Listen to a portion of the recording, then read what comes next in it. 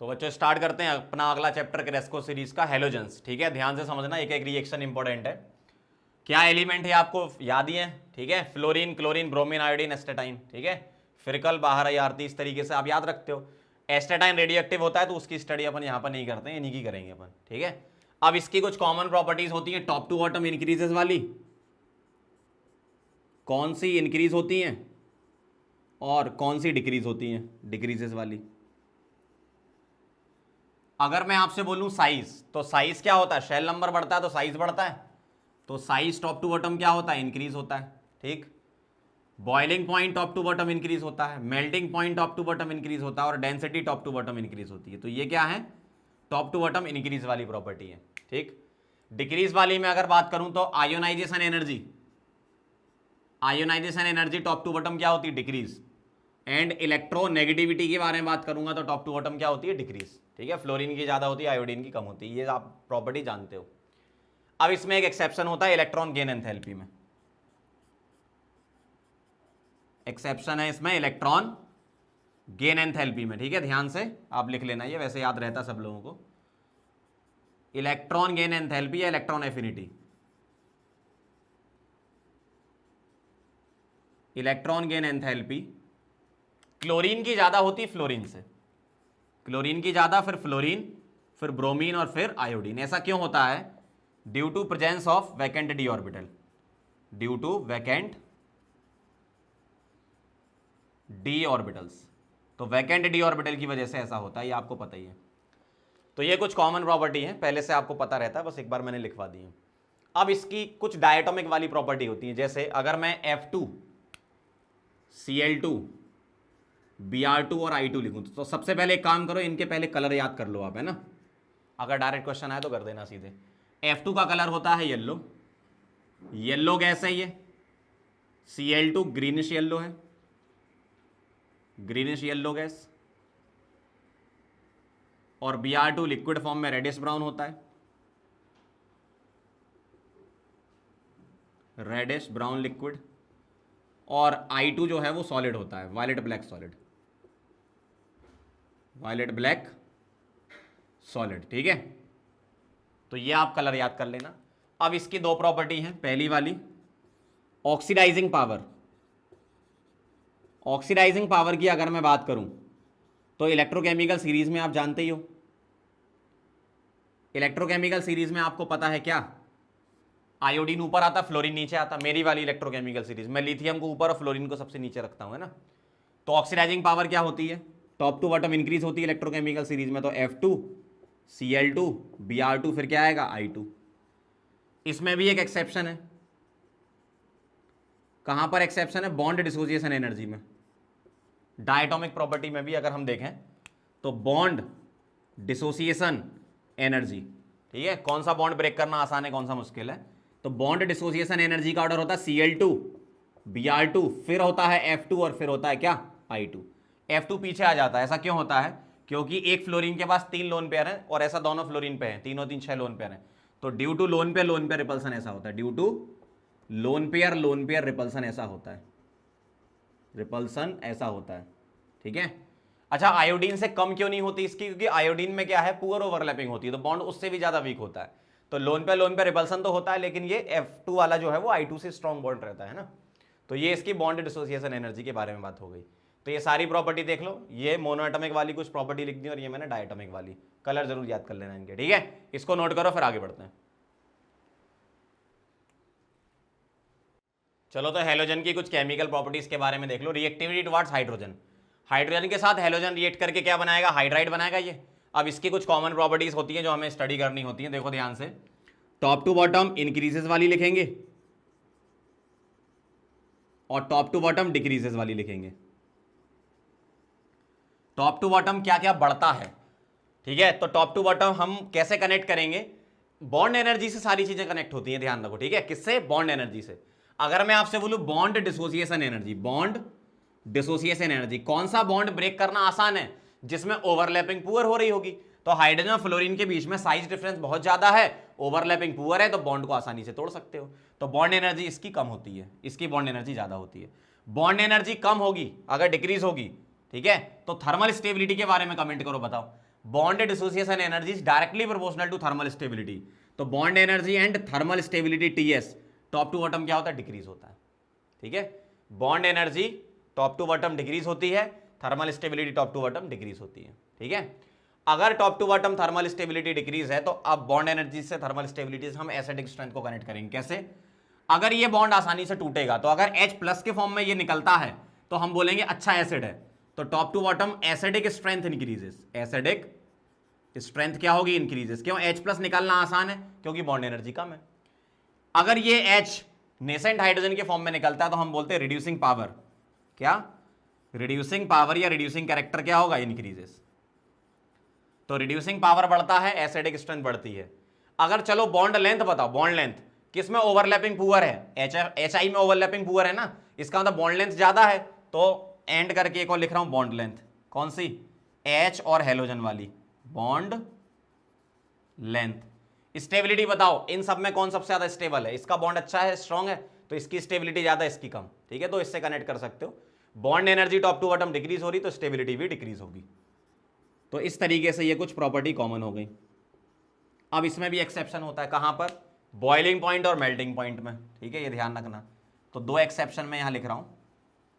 Exception number 1, boiling point. Boiling point का order होता है HCl, HBr, HI, फिर क्या आएगा, HF। HCl, HBr, HI और फिर HF। ऐसा क्यों? HF का क्यों बढ़ गया? होना क्या चाहिए था, HF का कम HI का ज्यादा, लेकिन HF का क्यों बढ़ गया? ये हो गया due to intermolecular H bonding.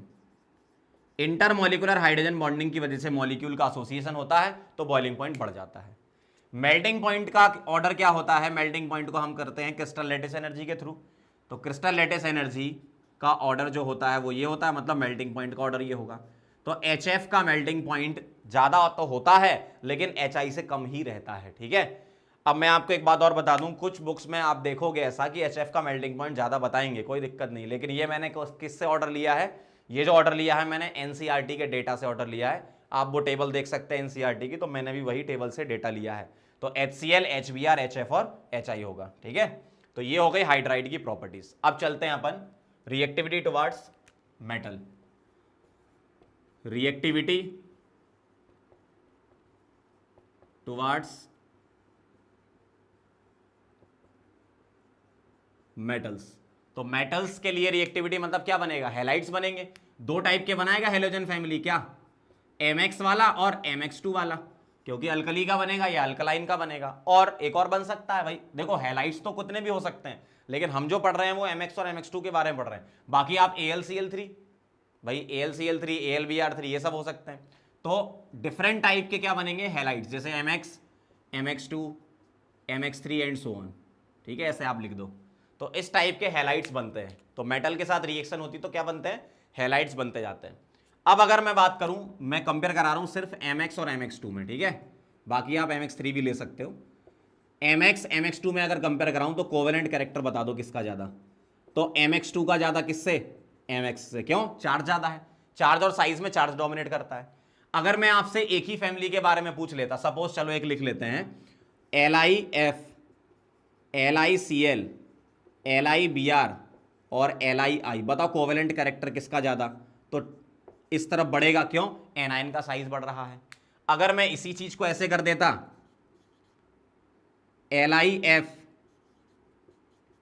NaF, KF, RBF, CSF, तो अब बताओ कोवेलेंट कैरेक्टर क्या होता, अब डिक्रीज होता।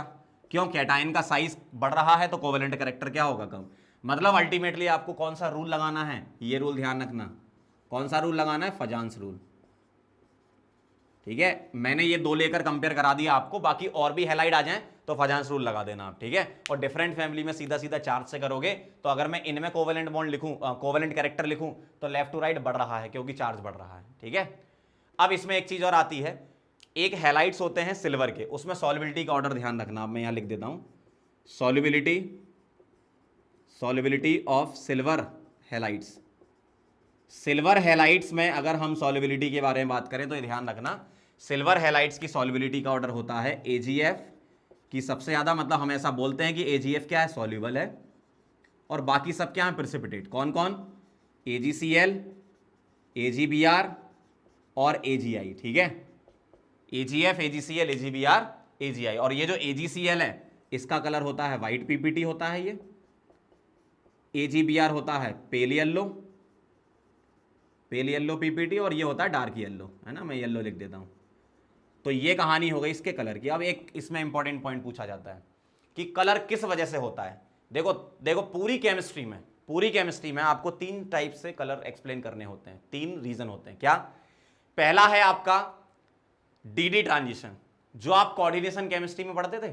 DD transition, lower energy level से हायर एनर्जी लेवल में इलेक्ट्रॉन जाएगा, फिर वापस आएगा तो रेडिएशन एमिट करेगा, उसके अकॉर्डिंग जो वेवलेंथ होगी वो कलर दिखेगा।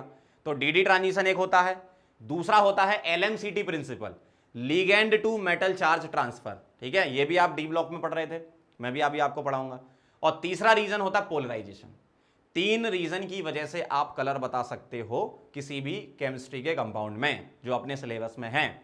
फिर बता रहा हूं, डीडी ट्रांजिशन कोऑर्डिनेशन कंपाउंड में, डी ब्लॉक में आपको मिलता था LMCT principle, ligand to metal charge transfer, और सिल्वर के हैलाइड्स में अगर आप हैलाइड्स की बात करो, है ना, तो उसमें क्या मिलता है मेटल हैलाइड्स में, पोलराइजेशन की वजह से। ध्यान रखना ये रीजन, ठीक है। पोलराइजेशन में आप जानती हो डिस्टॉर्शन होता है तो इलेक्ट्रॉन का ट्रांजिशन चलता है, ठीक है, इतनी सी कहानी है। LMCT में क्या होता है, लिगेंड से मेटल की तरफ चार्ज ट्रांसफर होता है, उसकी वजह से कलर दिखता है। और डीडी ट्रांजिशन में आपको बता चुका हूं, लोअर एनर्जी से हायर एनर्जी में जाता है, हायर से लोअर में आता है तो रेडिएशन एमिट करता है, ठीक है। तो ये 3 तरीके से कलर दिखाता है। तो यहां रीजन पूछें किस वजह से कलर है, तो आप बोलोगे किस वजह से है, पोलराइजेशन की वजह से। अच्छा, अगर आपसे बोला जाए हेलोजन में कलर किस वजह से, F2 और Cl2 कलर्ड होते हैं जबकि O2 कलरलेस होता है। तो मैंने आपको केमिकल बॉन्डिंग में बताया होमोलूमो कॉन्सेप्ट, वहां पे देख लेना आप, ठीक है। F2 और Cl2 जो कलर होते हैं, होमोलूमो के बीच का जो एनर्जी गैप होता है वो कम होता है कंपेरिजन टू O2, तो इसलिए वहां पर कलर दिखा देते हैं F2 और Cl2, ठीक है, ये ध्यान रखना। तो ये कहानी थी इसकी मेटल के साथ रिएक्शन की। आगे बढ़ते हैं, पहले आप ये नोट कर लो।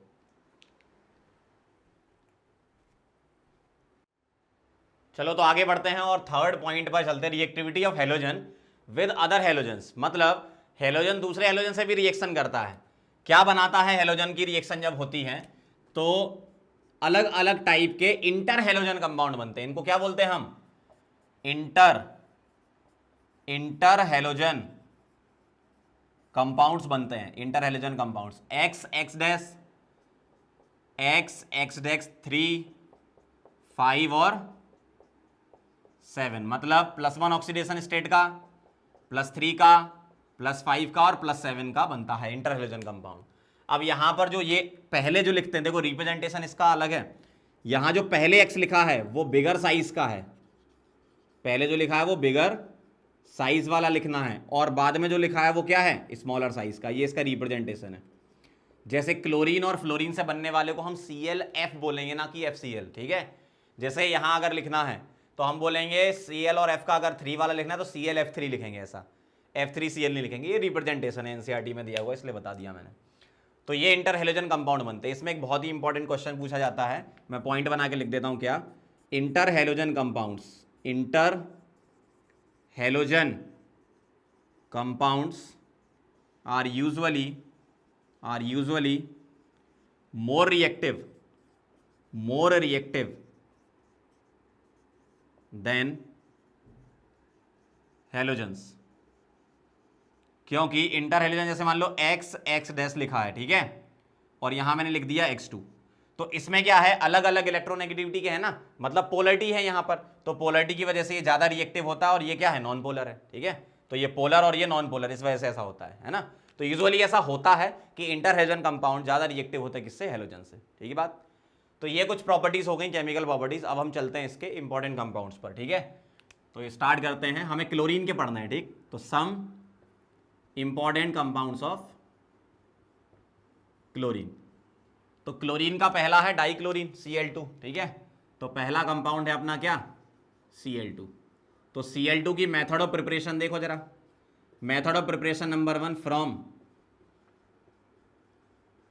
पायरोलुसाइट। पायरोलुसाइट क्या है, मैंगनीज की ओर होती है, MnO2 बोलते हैं उसको, है ना। तो पायरोलुसाइट से बना सकते हो, कैसे, MnO2 की रिएक्शन, ठीक है, इसकी रिएक्शन आप करा दो किसके साथ, HCl के साथ। तो MnO2 की HCl के साथ रिएक्शन होगी तो क्या बनेगा, यहां पर आप क्या करो, MnO2 है ना, तो इसको आप MnCl2 में कन्वर्ट कर दो, किसमें, MnCl2 और प्लस क्या बनेगा, क्लोरीन वाटर, ठीक है, Cl2 वाटर। तो यहाँ Cl -1 से 0 में ऑक्सीडाइज हो गया और Mn को +4 से +2 में उसने रिड्यूस कर दिया, ठीक है, रेडॉक्स रिएक्शन हो जाती है। तो एक तो ये रिएक्शन हो गई। अगर आपको डायरेक्ट HCl नहीं देंगे तो आपको NaCl और H2SO4 का मिक्सचर दे देंगे। जैसे ध्यान से देखना, MnO2 प्लस आपको HCl नहीं दिया, क्या दिया, NaCl प्लस H2SO4। तो आप इन दोनों से मिला के HCl निकाल लो। अगर मैं इन दोनों की रिएक्शन कराऊं तो क्या करो, Na को H से रिप्लेस कर दो, तो यहाँ HCl प्लस क्या बनाऊं, NaHSO4, रिप्लेस कर दिया मैंने एक हाइड्रोजन को एक Na से। अब इसकी इससे रिएक्शन तो आपको पता है, ये बनेगा और ये एक्स्ट्रा बन जाएगा। तो MnCl2 प्लस क्लोरीन वाटर तो बनना ही है, लेकिन साथ में और क्या बन गया इसमें, NaHSO4। ऐसा होता है, समझ गया बात को। तीसरे नंबर, ये पहली थी। दूसरे नंबर की जो है, सेकंड नंबर पे प्रिपरेशन है डीकंस प्रोसेस। कौन सी, डीकंस प्रोसेस। डीकंस प्रोसेस में क्या होता है, मैन्युफैक्चरिंग ऑफ Cl2 में यूज करते हैं। डीकंस प्रोसेस में HCl प्लस O2 की रिएक्शन है CuCl2, ठीक है, इस कैटलिस्ट के प्रेजेंस में, तो ये बनाता है क्लोरीन प्लस वाटर, ठीक है। तो डीकंस प्रोसेस में क्या होता है, HCl प्लस O2 CuCl2 के साथ क्लोरीन प्लस वाटर देता है, ठीक। तीसरे नंबर पर है इलेक्ट्रोलाइसिस। ये तो मैंने इलेक्ट्रोकेमिस्ट्री में पढ़ाया है। इलेक्ट्रोलिसिस ऑफ मॉल्टन NaCl, इसका करवा दो आप, ठीक है, या ब्राइन सॉल्यूशन का भी करवा सकते हो। तो मॉल्टन NaCl का अगर आप करवाओगे इलेक्ट्रोलिसिस तो क्या होगा, Na प्लस क्या है, कैटायन, तो एट कैथोड क्या रिएक्शन होने वाली है, कैटायन जाएगा, इलेक्ट्रॉन लेगा, क्या बना देगा, Na सॉलिड, तो कैथोड पर सोडियम मेटल डिपॉजिट होगा। और एट एनोड क्या रिएक्शन होने वाली है, एनोड पर Cl माइनस क्या करेगा, ये बना देगा Cl2 और इलेक्ट्रॉन निकाल देगा। तो आपसे पूछ लेंगे Cl2 गैस कहाँ निकलती है, तो आप बोलोगे एनोड पर निकलती है। समझ गए बात को, नोट कर लो, फिर आगे बढ़ते हैं। चलो तो आगे बढ़ते हैं। अब क्लोरीन की हम क्या पढ़ रहे हैं, ये केमिकल रिएक्शंस, ठीक है। क्लोरीन की क्या है, ये केमिकल रिएक्शंस। एक एक करके देखते जाएंगे। एल्यूमिनियम से शुरू करो, कुछ तो बहुत सिंपल है और कुछ नहीं होंगे आपके लिए, तो देख लेना। एल्यूमिनियम के साथ ये AlCl3 देगा, सोडियम के साथ क्या देगा, NaCl, बहुत आसान है। मीथेन के क्लोरीनेशन की रिएक्शन, मोनोक्लोरीनेशन कराओगे तो क्या बनेगा, CH3Cl, एक H हटा के Cl लगा दो।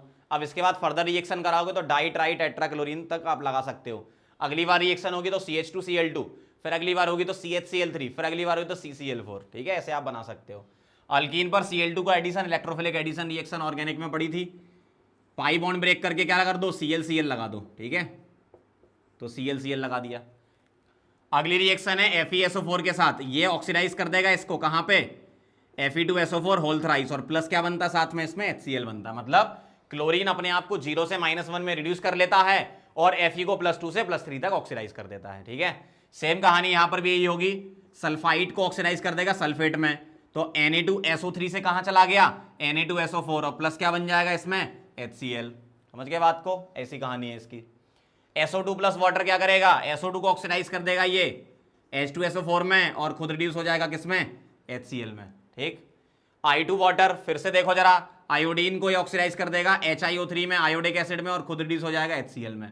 तो 1 2 3 4 ये रिएक्शन में देखो जरा कॉमन चीज क्या आ रही है, HCl सभी में बन रहा है, मतलब क्लोरीन अपने आप को रिड्यूस कर रहा है, मतलब क्लोरीन ऑक्सीडाइजिंग एजेंट के फॉर्म में यूज हो रहा है इन रिएक्शंस में, ठीक है। आगे बढ़ते हैं। Cl2 की रिएक्शन H2S से कराओगे तो क्या बनेगा, यहां पर सल्फर प्लस HCl बना देना, ठीक। H2S प्लस Cl2 क्या कर दो, HCl निकाल दो, बस सल्फर बन जाएगा। C10H16Cl2 में क्या करेगा, कोक दे देता है ये, और बाकी HCl बन जाएगा, तो HCl प्लस कोक बन जाएगा, ठीक। H2 के साथ Cl2 की रिएक्शन जानती हो आप, HCl बनता है। एसिड के साथ Cl2 की रिएक्शन में क्या बनता है, ध्यान से देखना, H2Cl2, ये बना देना।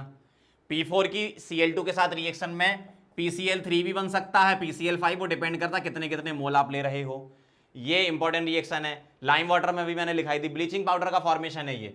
होता क्या है, यहां पर क्या बनता है, CaOCl whole twice dot CaCl2, या प्लस करके लिख लो, ये बनता है प्लस CaCl2 प्लस H2O, ये बनता है इसमें। Cl2 की रिएक्शन लाइम वाटर से होती तो ये बनता है, और ये मेजर कॉन्स्टिट्यूएंट है किसके, ब्लीचिंग पाउडर के। अगर मैं ब्लीचिंग पाउडर का कंप्लीट फॉर्मूला लिखूं, यहां लिख देता हूं मैं, CaOCl whole twice dot CaCl2 dot CaOH whole twice और डॉट 2H2O, ऐसा है ये इस तरीके से। तो ये पूरा का पूरा हम मिला के क्या बोलते हैं, ब्लीचिंग पाउडर। क्या बोलते हैं, ब्लीचिंग पाउडर। ठीक है, तो ये होता है मेन ब्लीचिंग पाउडर के कॉन्स्टिट्यूएंट, मतलब ये वाले। ठीक है, तो ये सारी रिएक्शन हो गई। इसके अलावा क्लोरीन की और भी इंपॉर्टेंट रिएक्शन है, इनसे भी ज्यादा इंपॉर्टेंट कुछ रिएक्शंस होती हैं, तो वो मैं अभी अलग से लिखा रहा हूं, पहले आप ये पूरा चार्ट आराम से नोट कर लो, है ना।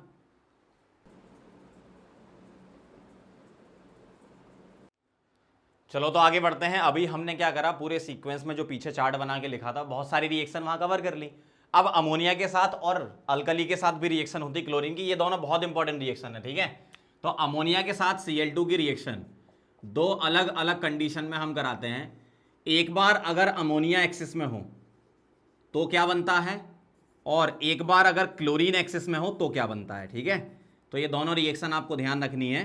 अगर अमोनिया एक्सिस में ये वाला, तो इसमें बनता है अमोनियम क्लोराइड और N2 गैस निकलती है, और अगर ये एक्सिस में है तो इसमें बनता है NCl3 प्लस HCl, और NCl3 एक एक्सप्लोजिव होता है। ठीक है, ध्यान रखना, ये एक्सप्लोजिव होता है NCl3। तो कब क्या बनता है, कौन एक्सिस में होता है, वो जरूर ध्यान रखना आपको, है ना। इसी तरीके से अल्कली के साथ रिएक्शन देखो, अल्कली के साथ रिएक्शन में करवा रहा हूं क्लोरीन, ब्रोमीन और आयोडीन, ये तीनों सेम टाइप की रिएक्शन देते, तो मैं X लिख देता हूं। ठीक है, तो X2 प्लस NaOH, यहां भी दो अलग अलग टाइप से रिएक्शन हम लिखते हैं, कोल्ड एंड डाइल्यूट मीडियम हो, और एक रिएक्शन है आपकी X2 plus NaOH hot and concentrated हो, है ना। तो कोल्ड एंड डाइल्यूट में क्या बनता है, NaX प्लस H2O, ये इसमें भी बनाना और इसमें भी बनाना। अब इधर और इधर जो अलग प्रोडक्ट होता है वो क्या होता है, कोल्ड एंड डाइल्यूट बनता है NaXO, जबकि यहां बनता है NaXO3। ठीक, ये ध्यान रखना। इसका नाम क्या है, sodium, sodium halide, sodium halide, इधर भी लिख देता हूं सोडियम हैलाइड IDE। इसका नाम है sodium hypo highlight IT, hypo highlight. ठीक है, और ये होता है सोडियम हैलेट। अब यहां पर आप X क्या क्या रख सकते हो, Cl भी ले सकते हो, Br भी ले सकते हो, I भी ले सकते हो। फ्लोरीन यहां नहीं ले सकते, फ्लोरीन के साथ अलग टाइप की रिएक्शन होती है। ठीक है, उसमें मैं आपको लास्ट में some important points of halogen में लिखवा दूंगा, है ना। तो अभी अपन क्लोरीन के लिए पढ़ रहे हैं, तो आप X को क्या लेना, क्लोरीन। तो यहां सोडियम क्लोराइड, सोडियम हाइपोक्लोराइड ये बन जाएगा, और यहां पर सोडियम क्लोराइड और सोडियम क्लोराइड बन जाएगा। ठीक है, और ये दोनों ही डिस्प्रोपोर्शनेशन रिएक्शन है, चेक कर लेते हैं। ऑक्सीडेशन नंबर 0 0 इधर, -1 इधर, यहां X का निकालोगे +1 आएगा, X मान के निकालते हैं जो अपन एवरेज, और यहां निकालोगे तो +5 आएगा। 0 से -1 रिडक्शन और 0 से +1 ऑक्सीडेशन, मतलब डिस्प्रोपोर्शनेशन, सेम टू सेम यहां भी उसी टाइप से है। ठीक है, तो दोनों रिएक्शन कैसी हैं, डिस्प्रपोर्शनेशन रिएक्शन होती हैं, ये डिस्प्रपोर्शनेशन रिएक्शन है। ठीक है, ये ध्यान रखना। तो ये दोनों ही बहुत इंपॉर्टेंट रिएक्शन है, आपको याद करके ही जाना है एग्जाम में। ठीक है, नोट कर लो, फिर आगे बढ़ते हैं। अगले नंबर की प्रॉपर्टी क्लोरीन की ब्लीचिंग एजेंट की तरह काम करता है। ठीक है, ब्लीचिंग प्रॉपर्टी, जो क्लोरीन वाटर है ऑन स्टैंडिंग, मतलब Cl2 की रिएक्शन वाटर के साथ हो जाती है, तो ये क्या बनाता है, ये बनाता है HCl प्लस HOCl, और HOCl क्या करता है, ये नेसेंट ऑक्सीजन रिलीज कर देता है। ठीक है, और नेसेंट ऑक्सीजन क्या करता है, जो भी कलर्ड मैटर होते हैं, कलर्ड मैटर होते हैं, उसको क्या कर देता है, कलरलेस। ठीक है, और इस टाइप की ब्लीचिंग कैसी होती है बताई थी मैंने आपको। अगर ऑक्सीजन से ब्लीचिंग हो रही है तो इस टाइप की ब्लीचिंग का नाम क्या है, ऑक्सीडेटिव ब्लीचिंग, ऑक्सीडेटिव ब्लीचिंग।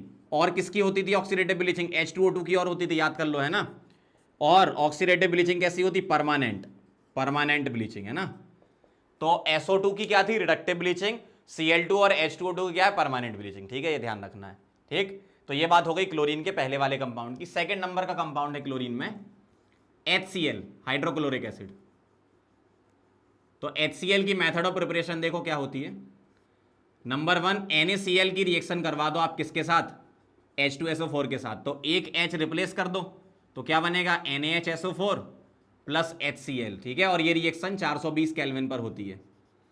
अगर मैं NaHSO4 की फर्दर रिएक्शन कराऊं किसके साथ, NaCl के साथ, तो फिर से जब H निकालोगे, अब ये रिएक्शन हाई टेम्परेचर पर होती है थोड़ी सी, तो 823 केल्विन यहां होता है और ये बना लेता है क्या Na2SO4 प्लस क्या बनेगा HCl। ठीक है, बहुत सिंपल रिएक्शन है कैटायन एनायन एक्सचेंज करने वाली। ठीक, अगर मैं इसकी प्रॉपर्टीज के बारे में बात करूं HCl की प्रॉपर्टीज में, तो प्रॉपर्टीज नंबर 1, HCl क्या करता है अमोनिया के साथ व्हाइट फ्यूम्स निकालता है। तो अमोनिया की रिएक्शन HCl के साथ हुई, क्या बनाया इसने NH4Cl के क्या निकलते हैं व्हाइट फ्यूम्स निकलते हैं। ठीक है, और HCl एक स्ट्रॉन्ग एसिड होता है, HCl स्ट्रॉन्ग एसिड होता है। अगर मान लो HCl को पानी में डालो तो रिएक्शन फॉरवर्ड डायरेक्शन में बहुत ज़्यादा होती है, तो स्ट्रॉन्ग एसिड भी होता है, ये आपको पता ही है, तो वो मैं लिख नहीं रहा हूँ, याद रखना है। HCl क्या है स्ट्रॉन्ग एसिड है, उसका डिसोसिएशन कांस्टेंट बहुत ज़्यादा होता है। सेकेंड प्रॉपर्टी लिख रहा हूँ मैं, Na2CO3 के साथ HCl की रिएक्शन, कैटायन एनायन एक्सचेंज कर दो, इसका कैटायन इसको दे दो और इसका कैटायन इसको दे दो, तो क्या बना लेगा ये NaCl और क्या बनेगा H2CO3 जो कि किस में ब्रेक हो जाता है CO2 प्लस वाटर में ब्रेक हो जाता है। इसी तरीके से NaHCO3 से अगर कराते तो भी रिएक्शन वही कैटायन एनायन एक्सचेंज कर देते, तो NaCl प्लस CO2 वाटर बनता। इसी तरीके से Na2SO3 से आप रिएक्शन करा दो HCl की। ठीक है, तो ये कॉमन टाइप की रिएक्शन है, तो इसमें क्या बनेगा NaCl plus SO2 plus water बना देना, क्यों H2SO3 बनेगा बीच में, तो H2SO3 ब्रेक हो जाता है SO2 प्लस वाटर में। और ये मैंने आपको पहले ही बताया है CO2 और SO2 दो गैसेस हैं जो लाइम वाटर को मिल्की करती हैं। ठीक है, तो ये कुछ रिएक्शंस मैंने HCl की लिख दी, नोट कर लो, फिर आगे बढ़ते हैं।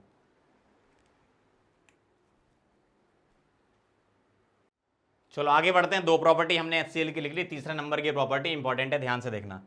एक्वारीजिया के साथ गोल्ड और प्लेटिनम की रिएक्शन। एक्वारीजिया एक्चुअल में क्या होता है, एक्वारीजिया होता है HNO3 और HCl का मिक्सचर, 1:3 पार्ट होता है इसमें, है ना, 1 पार्ट HNO3 तो 3 पार्ट HCl। ठीक, अब एक्वारीजिया के साथ गोल्ड की अगर रिएक्शन होगी तो gold plus HNO3 plus HCl ये क्या देते हैं, ये बनाता है HAuCl4 aurochloric acid plus NO plus water.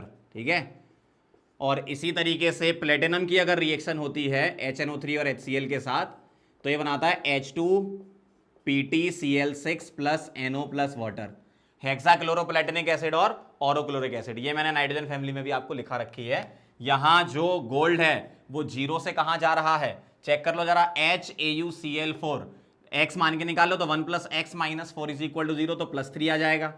Platinum zero से कहां जा रहा है, x मान के निकालो 2 प्लस एक्स माइनस 6 मतलब +4। नाइट्रोजन कहां से कहां जा रहा है, +5 से +2 में। ठीक है, और यहां भी नाइट्रोजन HNO3 +5 से कहां जाएगा, +2 में। ठीक है, तो रिडॉक्स रिएक्शन होती है ये।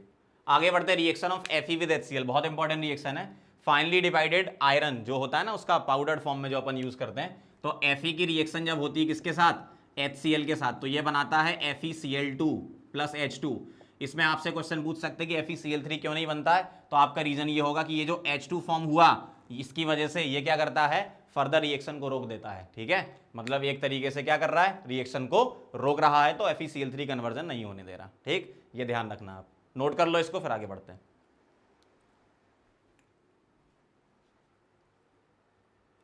चलो आगे बढ़ते हैं, ऑक्सी एसिड ऑफ क्लोरीन के बारे में समझ लेते हैं, यही इंपॉर्टेंट है हमारे लिए। फॉर्मूला क्या होता है ऑक्सी एसिड ऑफ क्लोरीन में, देखो HClO, HClO2, HClO3 और HClO4, ये होते हैं 4। ठीक है, तो क्लोरीन के सभी ऑक्सी एसिड बनते हैं, इनके नाम क्या क्या हैं, इसको बोलते हैं अपन हाइपो हेलस एसिड। ठीक है, इसका नाम है हेलस एसिड। ठीक है, अब यहां क्लोरीन है तो क्या बोल देना, हाइपो क्लोरस एसिड। एक काम करो, क्लोरस ही लिख लो, है ना, क्योंकि क्लोरीन के लिख रहा है ना अपन, हाइपो क्लोरस एसिड। ठीक है, और यहां पर आएगा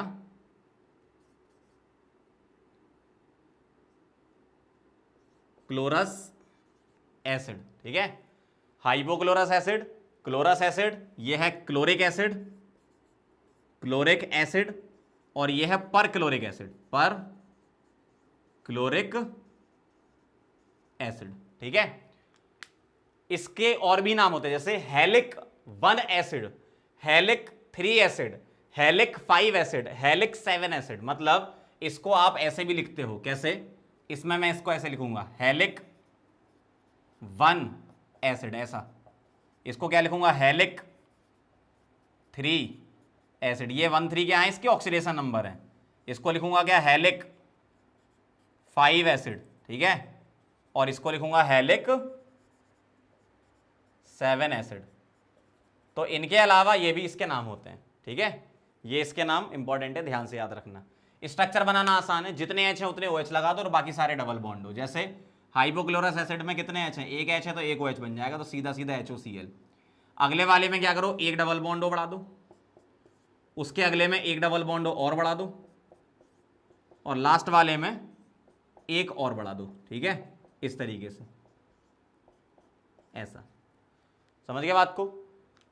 अगर मैं आपसे ऑक्सीडेशन नंबर निकालने के लिए बोलूं क्लोरीन की, तो इसमें +1 आएगी, इसमें +3 आएगी। x निकाल के, x मान के आप निकाल सकते हो, इसमें +5 और इसमें +7। ये इसकी ऑक्सीडेशन नंबर होती है। अब बात आती है कि और एलिमेंट क्या क्या करते हैं। जैसे फ्लोरीन का सिर्फ एक ही एसिड बनता है, कौन सा वाला, ये वाला HOF, एक ही बनता है फ्लोरीन का। ब्रोमीन के और आयोडीन के ये वाले नहीं बनते हैं, कौन से वाले, थर्ड एसिड वाले, ठीक है। ये ध्यान रखना आप। तो ब्रोमीन और आयोडीन के कौन कौन सा बनता है, ये वाला, ये वाला, ये वाला, ये नहीं बनता। और फ्लोरीन का सिर्फ एक ही बनता है, ये वाला, ठीक है। और क्लोरीन के चारों बनते हैं, ठीक। तो ये स्ट्रक्चर ध्यान रखना, इससे क्वेश्चन डायरेक्ट आपसे पूछ सकते हैं। हाइब्रिडेशन बताओ, sp3 इस टाइप से आप हाइब्रिडेशन निकाल सकते हो। कितने p पाई हैं, कितने p पाई d पाई हैं।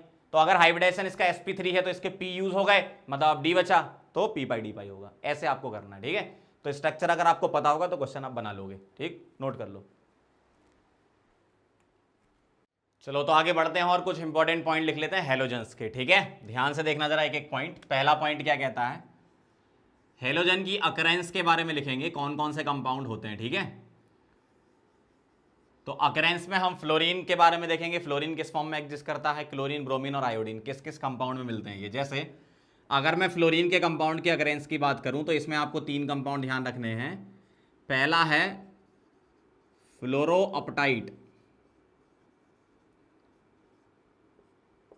ठीक है। दूसरे नंबर पर है फ्लोरस्पार, तीसरे नंबर पर है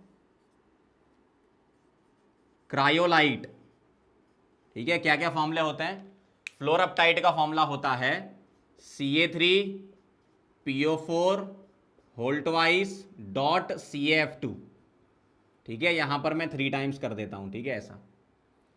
फ्लोरस्पार का फॉर्मूला होता है CaF2 और क्रायोलाइट होता है Na3AlF6, ऐसा। क्लोरीन किस किस फॉर्म में मिलेगा, इसमें आपको, इसमें भी 3 ध्यान रखने हैं। क्लोरोअपटाइट, कॉमन सॉल्ट आप जानते ही हो, और कार्नेलाइट, ठीक है। क्या क्या फॉर्मूले होते हैं, क्लोरोअपटाइट का फॉर्मूला है, यहां पर बस आप F की जगह क्या कर दो, Cl। तो क्लोरोअपटाइट का फॉर्मूला लिख रहा हूं 3 times Ca3PO4 whole twice dot CaCl2।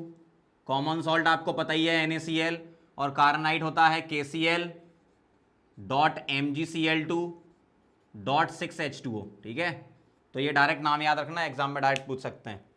तीसरे नंबर पर है ब्रोमीन, तो जो ब्रोमीन होता है वो सी वाटर में मिलता है एज ब्रोमाइड आयन। और चौथा है आयोडीन, ये मिलता है कैलिश में। ये मिक्सचर होता है किसका, NaNO3 और 0.2% NaIO3। NaNO3 को सेपरेट बोलो तो चिले सॉल्ट पीटर बोलते हैं इसको अपन, है ना। तो चिले सॉल्ट पीटर के साथ NaIO3, सोडियम आयोडेट, इसका नाम है सोडियम आयोडेट, इसका सोडियम नाइट्रेट, ठीक है। इसका मिक्सचर होता है, इसमें 0.2% सोडियम आयोडेट होता है, ठीक। तो ये कंपाउंड आपको ध्यान रखने पड़ेंगे। आगे बढ़ते हैं, पॉइंट नंबर 2 पे चलते हैं, सम इंपॉर्टेंट पॉइंट में। Non metal displacement reaction, non metal displacement reaction. Non metal displacement reaction depend करता है इलेक्ट्रोकेमिकल सीरीज में। और मैंने आपको इलेक्ट्रोकेमिस्ट्री में बताया था कि इलेक्ट्रोकेमिकल सीरीज में जो नॉन मेटल नीचे आता है वो ऊपर वाले के सॉल्ट से उसको डिस्प्लेस कर देता है। और आपको हेलोजेंस में इलेक्ट्रोकेमिकल सीरीज तो याद हो ही गई है अब तक। तो IBrClF, top to bottom reduction potential क्या हो रहा है, बढ़ रहा है। आयोडीन का सबसे कम, फ्लोरीन का सबसे ज़्यादा है। तो नीचे वाला ऊपर वाले से उसके सॉल्ट को डिस्प्लेस, उसके सॉल्ट से उसको डिस्प्लेस कर देगा। जैसे F2 की रिएक्शन अगर मैं कराऊं किसके साथ, KI के साथ, KBr के साथ और KCl के साथ, तो ये सारी रिएक्शन होंगी। यहाँ बनेगा I2, यहाँ Br2 और यहाँ Cl2, और सभी में क्या बनेगा, KF बनेगा। ठीक है, अब ध्यान देना, देखो इसने क्या करा, इन सबसे रिएक्शन करी। अगर मैं Cl2 की रिएक्शन लिखूं, किसकी, Cl2 की, तो Cl2 क्या करेगा, KF के साथ रिएक्शन नहीं करेगा, ऊपर वाले नीचे वाले के सॉल्ट से उसको डिस्प्लेस नहीं करता, जबकि ये KBr के साथ और KI के साथ रिएक्शन कर लेगा। किसके साथ, KBr और KI के साथ। क्या क्या बना लेगा, KBr में यहाँ बन जाएगा Br2 और KI में I2, और प्लस क्या बनेगा दोनों में, KCl बनेगा। सही है। अगर मैं Br2 की रिएक्शन लिखूं, Br2 की किसके साथ, इन तीनों के साथ, किसके साथ, KF, KCl और KI, तो Br2 इन दोनों से रिएक्शन नहीं करेगा क्योंकि ये तो नीचे आते हैं, जबकि ये इससे रिएक्शन करके I2 प्लस क्या बना लेगा, KBr। ठीक। और अगर मैं I2 की रिएक्शन लिखूं, I2 की, तो I2 किसी के साथ भी रिएक्शन नहीं करेगा, चाहे आप KF ले लो, चाहे KCl ले लो, चाहे आप KBr ले लो। ठीक है, तो नो रिएक्शन किसी के साथ भी। लेकिन I2 KI के साथ रिएक्शन कर सकता है। ठीक है, ये कोई डिस्प्लेसमेंट रिएक्शन नहीं है। I2 लुईस एसिड और KI लुईस बेस की तरह काम करेगा, तो ये KI3 बना देगा। ठीक, तो ये ध्यान रखना आप अलग से, एक रिएक्शन नोट कर लो इसको, फिर आगे बढ़ते हैं। चलो आगे बढ़ते हैं, कुछ रिएक्शंस और देख लो। ये रिएक्शंस में लिख रहा हूं, देखना। Reaction of F2 with alkali. देखो मैंने आपको अदर हेलोजेंस की एल्कली से बताई थी, कोल्ड डाइल्यूट हॉट कॉन्सेंट्रेटेड। ठीक है, वो ClBr के लिए होती है, लेकिन F2 क्या करता है, F2 की रिएक्शन होती है NaOH के साथ। तो हम दो रिएक्शन यहां लिखेंगे, कोल्ड एंड डाइल्यूट, और दूसरी लिखेंगे F2 की NaOH के साथ, किसमें, hot and concentrated, hot and concentrated medium. ठीक है, ध्यान से देखना जरा।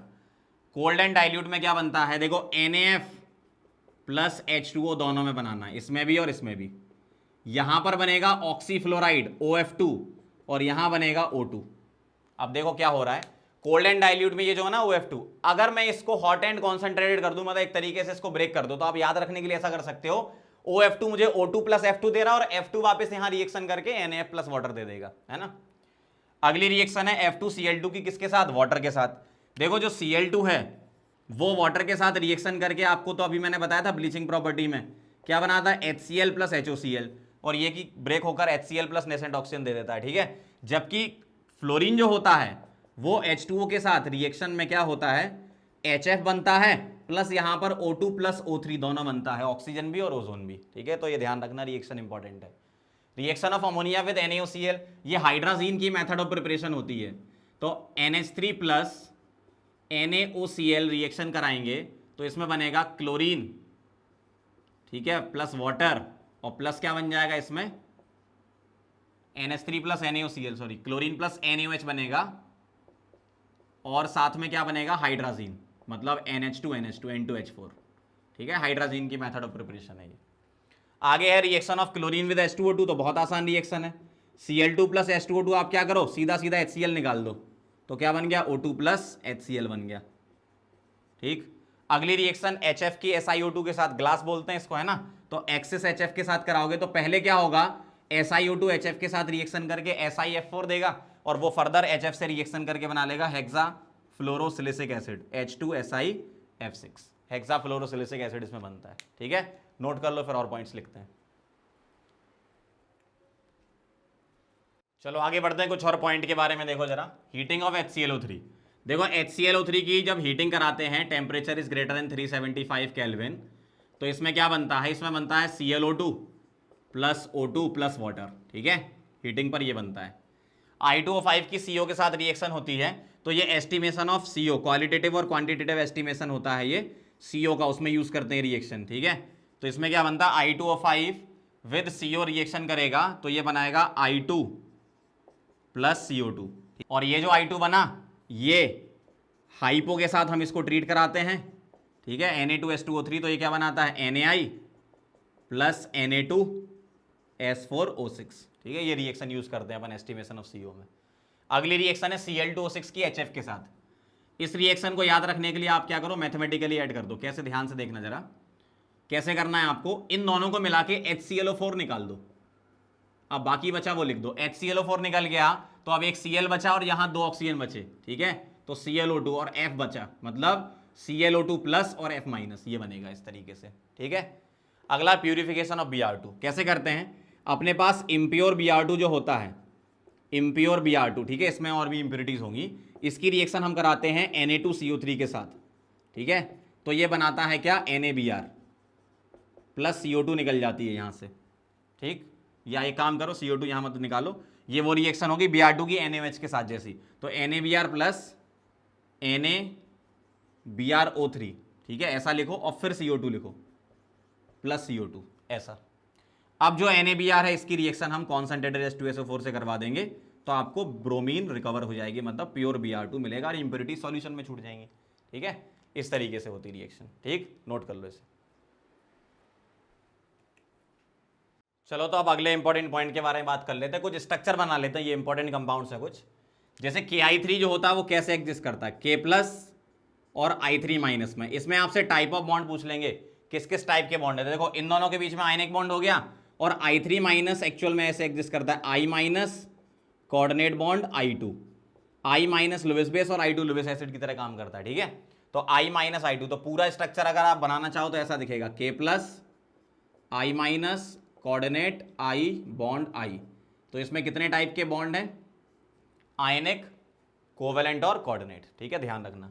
आगे बढ़ते हैं, KHF2 के बारे में देख लेते हैं। KHF2 कैसा होता है, K plus F minus ionic bond और F माइनस के साथ H का क्या है, हाइड्रोजन बॉन्ड, और इधर कोवेलेंट बॉन्ड, ठीक है, और ये बॉन्ड इतना स्ट्रांग होता है कि इन दोनों की बॉन्ड लेंथ क्या होती है, बराबर, ये X और ये Y है, तो bond length and bond energy क्या होती है, हाइड्रोजन बॉन्ड में इसमें बराबर होती है, मतलब ये कोवेलेंट की तरह दिखता है, कोवेलेंट की तरह काम करता है, समझ गए बात। आगे बढ़ते हैं, तीसरे नंबर पर है I4O9, ये एग्जिस्ट करता है I3 plus plus 3 times IO3 minus, इस तरीके से। इसमें पूछ सकते हैं आपसे आयंस बताओ क्या है, या दूसरा ये कि हाइब्रिडाइजेशन बताओ इसका क्या है, तो हाइब्रिडाइजेशन निकालना आपको आता है, केमिकल बॉन्डिंग में सिखा रखा है। I2O4 एग्जिस्ट करता है IO plus plus IO3 minus के फॉर्म में, ठीक है, आयंस ध्यान रखना। अगला है CSBr3, CSBr3 एग्जिस्ट करता है CS प्लस Br माइनस और Br2 लेटिस, ऐसा, ठीक है, CS प्लस Br माइनस और Br2 लेटिस, जबकि ये एग्जिस्ट करता है CS प्लस और I3 माइनस के फॉर्म में, ठीक। अब यहां पर क्या होता है, I3 माइनस, I माइनस और I2 में ब्रेक नहीं होता, क्यों, I2 बड़े साइज का होता है तो वो लेटिस में फिट नहीं हो पाता कंपेरिजन टू Br2, तो यहां आयंस आपके ये होते हैं, जबकि यहां आयंस आपके ये होते हैं, ठीक है। अगला है ICl3 का डाइमर, ये मैंने आपको 3 centre 4 electron bond chemical bonding में बता रखा है, ये एग्जिस्ट करता है I2Cl6, और ये जो डाइमर बनाता है इसका ड्राइविंग फोर्स ऑक्टेट कंप्लीट करना नहीं है, मतलब यूजुअली डाइमर जो बनते थे क्लोरो ब्रिज डाइमर, उसमें ऑक्टेट कंप्लीट करना ड्राइविंग फोर्स होता था, इसमें ड्राइविंग फोर्स ऑक्टेट कंप्लीट करना नहीं है, है ना। यहां पर जो स्ट्रक्चर होता है वो पूरा का पूरा क्या होता है, प्लेनर स्ट्रक्चर होता है, इस तरीके से। तो ICl3 का जो डाइमर होता है वो प्लेन में होता है पूरा, अगर मैं इधर कोऑर्डिनेट करवाता हूं तो इधर करा देना, इसके पास एक लोन पेयर होगा ऊपर नीचे, इधर भी एक एक लोन पेयर ऊपर नीचे, ऐसा, ठीक है, इस फॉर्म में एग्जिस्ट करता है। आगे बढ़ते हैं, एसिडिक स्ट्रेंथ, थर्मल स्टेबिलिटी और ऑक्सीडाइजिंग पावर के बारे में बात करना है, किसमें, HClO4, HClO3, HClO2 और HClO। एसिडिक स्ट्रेंथ डिपेंड करती है H प्लस निकालने के बाद जो एनाइन बनता है उसकी स्टेबिलिटी पर, तो यहां का जो एनाइन बनेगा वो रेजोनेंस स्टेबलाइज रहेगा, तो एसिडिक स्ट्रेंथ का ऑर्डर क्या रहेगा, ये फिर ये, और जो एसिडिक स्ट्रेंथ का ऑर्डर है वही थर्मल स्टेबिलिटी का ऑर्डर है। थर्मल स्टेबिलिटी ऑक्सीडेशन नंबर पे डिपेंड करती है, जिसकी ऑक्सीडेशन नंबर ज्यादा उसकी थर्मल स्टेबिलिटी ज्यादा, और जिसकी ऑक्सीडेशन नंबर ज्यादा उसकी ऑक्सीडाइजिंग पावर कम होती है, अगर मैं कनेक्ट करूं तो ये दोनों का ऑर्डर तो ये हो गया, और ऑक्सीडाइजिंग पावर का जो ऑर्डर होगा वो होगा HClO4 की सबसे कम, फिर HClO3, फिर HClO2, और फिर लास्ट में क्या आएगा, HClO, ठीक है, इस तरीके से। समझ गए बात को। तो इतने पॉइंट, इंपॉर्टेंट पॉइंट थे आपके सामने, किसके लिए, हैलोजेंस के लिए, ठीक है। अब इसको नोट करो, फिर मैं आपको कुछ क्वेश्चन की प्रैक्टिस भी करवा देता हूं, एग्जाम में किस टाइप के क्वेश्चन पूछ सकते हैं आपसे, ठीक है, नोट कर लो। चलो आगे बढ़ते हैं, अब कुछ क्वेश्चन देख लो आप इसके। पहला क्वेश्चन है, why ICl is more reactive then I2, तो हम ये लिखेंगे ICl की रिएक्टिविटी I2 से ज्यादा होती है क्योंकि ये इंटर हैलोजन कंपाउंड है। क्या है ये, इंटर हैलोजन कंपाउंड, और यूजुअली इंटर हैलोजन कंपाउंड क्या होते हैं, ज्यादा रिएक्टिव होते हैं हैलोजन से, एक्सेप्ट फ्लोरीन, ठीक है, ध्यान रखना आप। तो ICl की रिएक्टिविटी ज्यादा क्यों? क्योंकि इसमें पोलरिटी है, ठीक है, साइज डिफरेंस मिल गया यहाँ पर, मतलब इलेक्ट्रोनेगेटिव डिफरेंस मिल गया, तो ज्यादा पोलर हो गया इसके मुकाबले, मतलब ये ज्यादा रिएक्टिव होगा। अब कुछ इक्वेशन लिखनी है अपने को वाटर के साथ x डैश की, तो आप ये बताओ इस पर मैं डेल्टा प्लस और इस पर डेल्टा माइनस बना सकता हूं? क्यों? इंटर हेलोजन कंपाउंड का रिप्रेजेंटेशन ऐसे ही होता था ना, बड़े साइज का इधर आता था, छोटे साइज का इधर आता था, तो हेलोजन में जिसका साइज ज्यादा उसकी इलेक्ट्रोनेगेटिविटी कम, तो यहां प्लस यहां माइनस, और वाटर मतलब क्या है, H प्लस और OH माइनस, तो क्रॉस में जोड़ दो, इसका प्लस इसके माइनस से जोड़ दो, तो x के साथ क्या आ जाएगा, OH आ जाएगा, और x डैश के साथ क्या आ जाएगा, H आ जाएगा। अगली रिएक्शन देखो यूरेनियम की ClF3 के साथ, तो इसमें बनता है UF6 प्लस ClF, ठीक है, डायरेक्ट रिएक्शन ध्यान रखना। Hi प्लस O2 रिएक्शन करके Hi कन्वर्ट होता है I2 में और प्लस H2O बनता है इसमें, ठीक। आगे बढ़ते हैं, ऑक्सीडेशन नंबर निकालते हैं ऑक्सीजन की, किसमें, O2F2 में और OF2 में। कैसे निकालेंगे, इसको x मान लो, तो 2x plus 2 is equal to 0, तो x क्या आ गया यहाँ पर, 2x माइनस 2, सॉरी प्लस नहीं माइनस 2 इज इक्वल टू 0, तो x क्या आ गया यहाँ पर, +1, क्योंकि एक फ्लोरीन के -1 होती है ना, तो दो लगे तो -2 हो जाएगा। यहाँ इसको x मान लो, तो x minus 2 is equal to 0, तो x क्या आ गया यहाँ पर, +2 आ गया, ठीक है। अगला क्वेश्चन है, unpaired electron is present in which orbital in ClO2। इसके बारे में डिटेल डिस्कशन हमने किया था, मैंने ट्रिक फॉर हाइब्रिडाइजेशन वाला जो वीडियो डाला वहां पर बताया मैंने, पैरामैग्नेटिक स्पीसी के कुछ ऑड इलेक्ट्रॉन स्पीसी के हाइब्रिडाइजेशन में, है ना। तो ClO2 में क्या होता है, Cl के पास वैलेंस इलेक्ट्रॉन कितने, 7, -4 इलेक्ट्रॉन कम कर दो तो 3 इलेक्ट्रॉन बचे, और 3 इलेक्ट्रॉन को स्प्लिट कर लो 2 इलेक्ट्रॉन और 1 इलेक्ट्रॉन में, ठीक है। 2 इलेक्ट्रॉन मतलब ये तो हो गया आपका एक लोन पेयर, और ये हो गया आपका 1 इलेक्ट्रॉन मतलब 1 अनपेयर। तो जो अनपेयर इलेक्ट्रॉन होता है वो कहाँ प्रेजेंट होता है, वो होता है D ऑर्बिटल में प्रेजेंट होता है, और इसमें एक 3 इलेक्ट्रॉन बॉन्ड भी होता है, जो मैंने डिटेल में आपको बताया था, देखना चाहो तो ट्रिक फॉर हाइब्रिडाइजेशन के वीडियो में आपको मिल जाएगा, ठीक। तो ये कहानी हो गई अपनी सारी की सारी हेलोजन फैमिली की, क्वेश्चंस मैंने करवा दिए, इंपॉर्टेंट पॉइंट्स लिख लिए हमने। अब आप एक काम करना है, NCERT को एक बार रीड कर लेना, और पीछे के इन चैप्टर एक्सरसाइज जो है वो लगाना है, पीछे के एक्सरसाइज लगाना है, और NCERT एग्जाम्पलर लगाना है, ठीक है। तो मिलते हैं फिर अपन नेक्स्ट वीडियो में, नोट कर लो इसे।